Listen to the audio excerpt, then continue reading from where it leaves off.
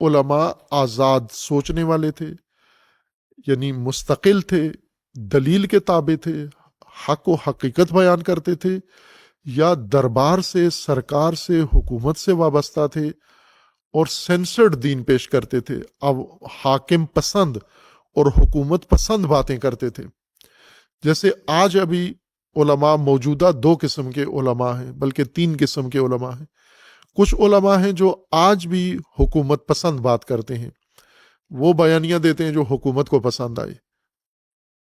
مثلا سعودی عرب میں وہ علماء ہمیشہ وہ بات کریں گے جو آل سعود کو پسند آئے، اور باقی عرب ملکوں کے اندر علماء ہیں وہ سارے وہی بات کریں گے جو اس ملک کے حاکم کو پسند آئے۔ اسی طرح باقی ممالک کے اندر ہیں۔ پاکستان کے اندر بھی ایک طبقہ وہ علماء ہیں جو ہمیشہ اپنے دور کے حاکم کی رضا کے مطابق بات کرتے ہیں، اور ثبوت ہیں اس کے باقاعدہ، آج بھی موجود ہیں ایسے۔ اکثریت ان علماء کی ہے جو عوام پسند باتیں کرتے ہیں، حکام پسند باتیں کم کرتے ہیں، یہ اقلیت ہیں، یہ تھوڑے ہیں جو حکمرانوں کی ایما پر بولتے ہیں۔ زیادہ تر علماء عوام پسند باتیں کرتے ہیں کہ عوام، چونکہ ان کا حکام سے سروکار نہیں ہے، درباروں سے اکثر علماء وابستہ نہیں ہیں، لیکن عوام سے وابستہ ہیں۔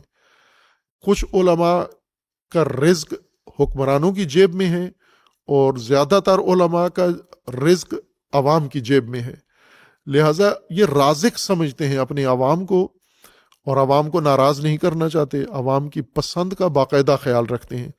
ذاکر، خطیب اور سخنور و مفتی یہ زیادہ تر عوام پسند باتیں کرتے ہیں۔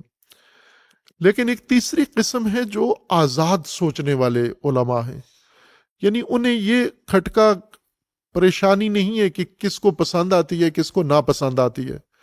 ممکن ہے ان کے اپنے ہی قریبی ناپسند کریں یہ بات، لیکن چونکہ دلیل ہے، موجود ہے، ثبوت ہے، حق ہے، اس کو بیان کرنا ہے۔ نہیں آپ کو پسند آتا تو میں آپ کے احترام میں حق نہیں دباؤں گا۔ آپ کو چاہیے کہ حق کے مطابق اپنا مزاج بناؤ، کہ اگر حق بیان ہو تو آپ کو کڑوا نہ لگے، آپ کو برا نہ لگے، اور اگر پہلے آپ حق پہ نہیں تھے تو اب حق پہ آ جاؤ، نظر ثانی کرو کہ میں اس حق کو نہیں مانتا تھا لیکن اب مانوں گا حق کو۔ لیکن ایسا نہ کرو کہ عوام، جس طرح علی علیہ السلام فرماتے ہیں کہ ایک ایسا دور آئے گا کہ جس کے اندر عوام ملجم ہوں گے۔ ملجم یعنی لگام، علماء کے منہ میں لگام ڈال دی جائے گی، بند زبانیں بند کر دی جائیں گی ان کے۔